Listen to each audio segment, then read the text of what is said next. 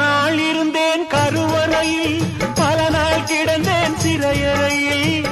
அம்மா என்னை ஈன்றது அமாவாசையா, அதனால் பிறந்தது தொல்லையடா, ஆனால் என் மனம் வெள்ளையடா.